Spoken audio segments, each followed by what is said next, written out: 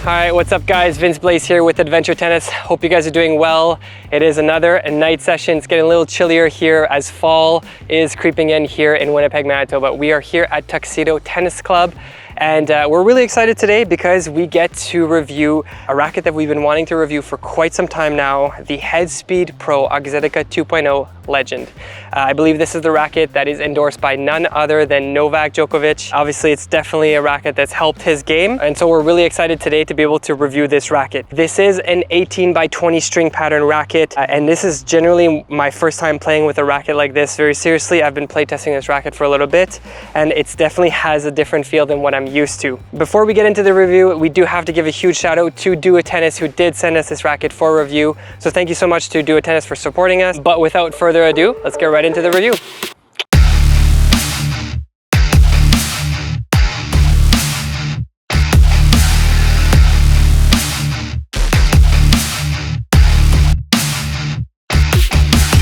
All right, so overall, very interesting racket to play with. I think that coming from my E-Zone, coming from the blade that I'm currently using as my main racket, I think that this is a very different racket.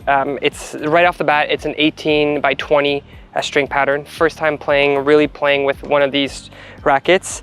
Mind you, there's a lot of the feedback that I have that's probably due to playtesting with different balls today. Also these strings, the Head Hawk Touch. I have played with these strings before and I did enjoy them when I previously used to play with a Head Extreme MP, but right now I felt like overall the feel was very muted with this racket. I didn't feel very connected. I didn't feel that there was a lot of pocketing.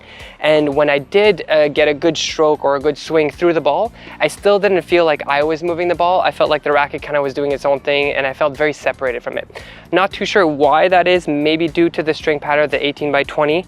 On my backhand, when I was hitting the sweet spot, I could feel that I was hitting the sweet spot, but it felt very, very, very muted again. I didn't feel like I was the one who was pocketing and pushing the ball. It felt like the racket was just like it was a dry hit, and it felt very numb.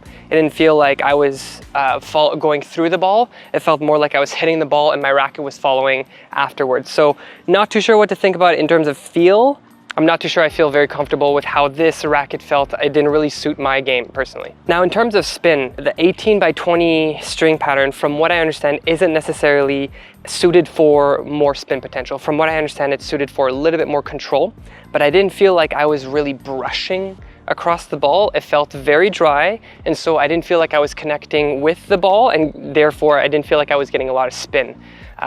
Was I able to get loopy shots? Yes. I did feel like the launch angle was a little bit higher than my blade, but again, it has spin, definitely, especially when I was doing the volleys. I was cutting through the ball very nicely. It just didn't feel like I was cutting through it. So as Bob mentioned behind the camera, it's a very soft feel, very muted, and so it's very hard to tell whether or not I was feeling a lot of the spin. It really felt like the racket was just doing its own thing. I felt disconnected, and very interesting feel. I don't know if this is typical for these types of rackets, the 18 by 20 string patterns, but again, I was getting some spin, I could see it. Nothing crazy, a lot more muted. We were playing with harder balls, and so I felt like the balls were coming a lot quicker. I wasn't able to plow through them as I typically would. From what I understand, this is meant to be a more control-oriented racket with the 18 by 20 string pattern. That being said, unless you were hitting it dead on center in the sweet spot, I didn't feel a lot of control with this racket. I felt like the balls were flying off a little bit out of the range that I typically hit into. I felt like I wasn't able to really place the balls really well. Again, probably due to the fact that I felt very disconnected and very numb with this racket. And so maybe it's just something that I need to get used to. It just feels like I'm unable to direct where I want the balls to go. Probably mainly due to just the fact that the feel is just very different. It's very numb, it's very muted, very soft, and something I'm not particularly used to. Now, when it comes to power, I feel like this racket didn't have nearly as much power as, say, my blade or my E-Zone. My E-Zone, I can hit it from the back of the court and regularly hit it out of the court. On my backhand, even if I don't get a big backswing, on my E-zone, I can typically hit it a lot further into the court, which is one of the reasons why I enjoy my E-zone. That being said, with this one, I felt again very muted. Unless you're getting a lot of momentum into the ball, unless you're hitting right into the sweet spot, you aren't really generating a lot of power. This is coming strictly from my arm and my body. That's what I felt like. Today in particular, I didn't have a lot of good kinetic motions in terms of coiling and uncoiling, and so I didn't feel like I was able to generate a lot of power. When you are hitting right into the sweet spot, when your motion is fluid and you are following through into the ball, yes, there's power, you can feel it. It's definitely a more muted power, it's more controlled, it's more tamed. I think that for a pro player, for someone who's used to generating their own power, this probably won't necessarily be an issue. And it's probably a little bit better because it allows you to dictate, again, a wider scale of power, allowing you to be able to push the ball when you need to, but also have more angled shots when needed. If you are looking for something that's easy power and you're a little bit more on the beginner side of tennis, I would not recommend this racket. It's definitely not suited for power. Moving on to maneuverability. Interestingly enough, it's not necessarily the most maneuverable racket. Definitely not as maneuverable as my blade. I felt very sluggish. It's a little bit more whippy than, say, for example, an E-zone. Definitely more whippy than a pure arrow, but it felt a little bit more sluggish compared to, say, my blade. My blade, I've gotten used to it. Unfortunately, it's very maneuverable. I feel like I can really fly through the ball. Even when I'm a little bit late on my swing, I can generate a lot of spin and a lot of momentum. With this one, I definitely felt like I had to begin my take back a lot sooner after rallying for a little bit, just in order to be able to get my racket to the right contact point in time and generate a good amount of racket head speed into the ball in order to generate the power. As I mentioned, it's not the most powerful racket. I felt like I really had to prepare much more in advance due to the racket being a little more sluggish. This racket is endorsed by Novak Djokovic, and it feels like it's trying to be a stable racket, which is really good for returns. So when you are getting a shorter backswing, you know, something where you need a little bit more just stability and able to just hit the ball consistently, this definitely feels like this is that type of racket, but definitely not the most maneuverable racket, if that makes sense. According to Tennis Warehouse and a lot of other people who have reviewed this racket online, this is meant to be and is supposedly a very stable racket. I wouldn't say that that is inaccurate, but I definitely didn't feel like it was as stable as, say, for example, my blade. My blade, I think I've been spoiled now, and I feel like it's very stable. I feel like the pocketing is nice. Even when you hit it off center, you're not feeling like the whole racket is straining your arm as you're swinging through the ball. So this racket does have a little bit of a thicker beam, and so it is intended to be a stable racket. It's meant for more stable shots and to allow for that plow through. But again, due to the string pattern, due to this more muted feel, it does not feel like when I'm contacting the ball anywhere else outside of the sweet spot, it does not feel like it's a stable racket. And so when I was hitting it in the sweet spot, yes, it felt like I was a brick wall going through the ball, very stable, again, very muted, but it felt like I was able to push the ball in a very consistent manner. But anything outside of the sweet spot, I felt like it was really straining my arm and not giving me as much consistent stability that I would get, for example, from my E-zone or from a pure arrow, for example, the pure arrow Rafa Origin, which is extremely stable in my opinion. Again, unfortunately, maybe due to the fact that I'm not used to playing with an 18x20 string pattern, I probably don't have the best perspective when it comes to stability and most of this review. So again, maybe for a pro player, this could be something, this could come off as a more stable racket. But personally, I didn't feel like it was a very stable racket, and I didn't feel like it really suited my game. That being said, the area where I felt like the racket was the most stable was when I was at the net, volleying, having to contact the ball when the balls were being fired at me very quickly.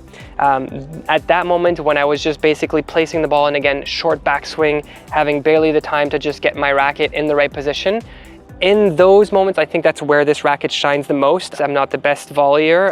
My technique is probably not as great as I would like it to be, but I did feel like I was able to, I didn't feel intimidated at the net when the balls were coming and flying at me really quickly. I didn't feel intimidated at all. I felt like I could really push and control the balls. for the most part, I was able to control them and dictate their direction or the general power that I wanted to inflict on them, even when volleying. And so I think that the area where it shines the best is when it comes to volleying, and that's where I felt the most stable and the most power and control was when I was volleying. Now from the baseline, I did feel like if I get a good contact on it, I was able to really get some good strokes. I was able to keep the ball in play and play relatively aggressively, which is more how I like to play. I wasn't able to really dial in how much power I was able to push into it.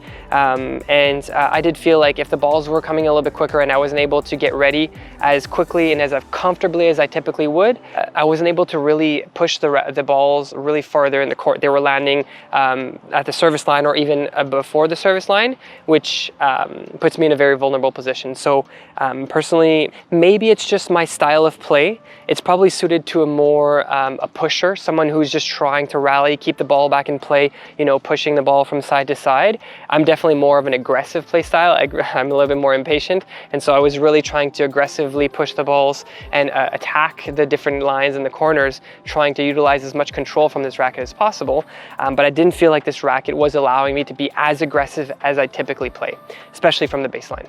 Now for my serves, it did feel stable on the serve. I will say I had to really dial in my serve. I had to adapt it to the balls that we were playing with, the conditions. It's a little bit colder right now, and so the balls are flying a little bit quicker.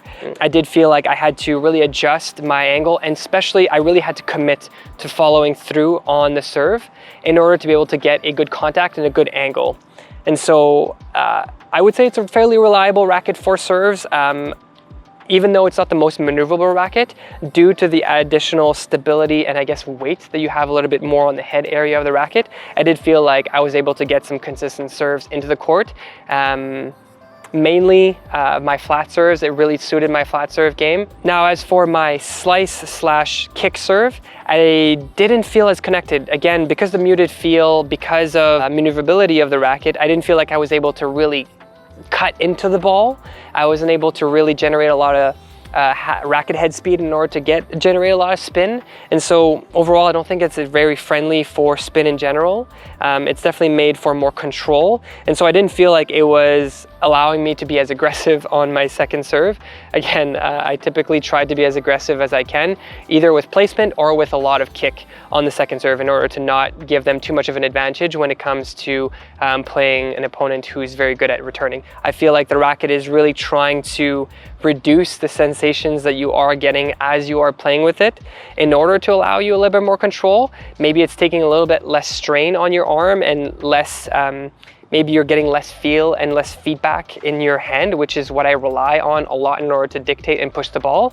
But maybe it's doing that intentionally to dampen that feel in order for you to be able to just focus on the stroke in and of itself. But again, when it comes to slices or anything spin related, I didn't feel like this racket was able to generate a lot of spin. So overall, I don't think that this is necessarily a racket that's suited for a lot of beginners. I would say that this is definitely more on the higher end, intermediate to pro level. I think that if you are someone who can generate your own power, someone who doesn't play with a lot of spin, someone who's a little bit more of a pusher, someone who's more comfortable dictating the rallies simply by placing and wants something that's a little bit more stable and less movement, but is trying to really be more strategic and play a longer style of play, is someone who's a little bit more patient and who wants to wait for those aggressive players coming to the net, and someone who wants to be able to place and catch them off guard, get those nice angles across the court on the backhand, on the forehand. Maybe this would be suited for this type of play.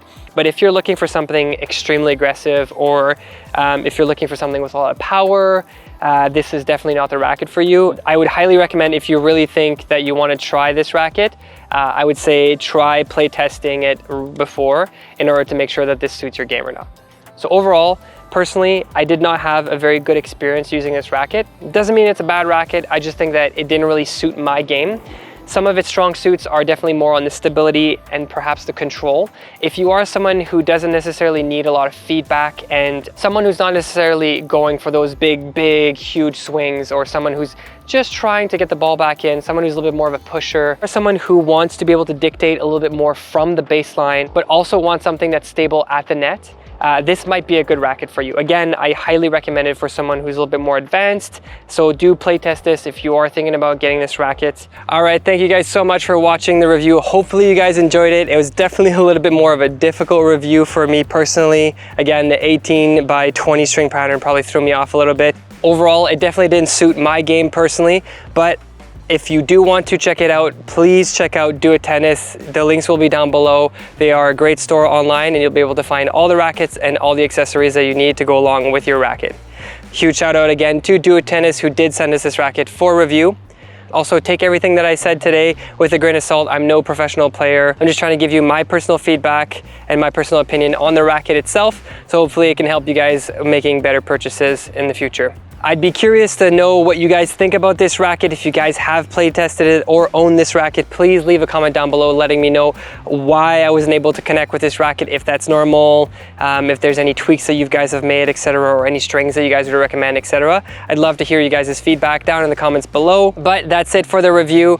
Thank you guys so much for watching. Hit the thumbs up if you guys enjoyed it, and we'll see you guys in the next one. Cheers.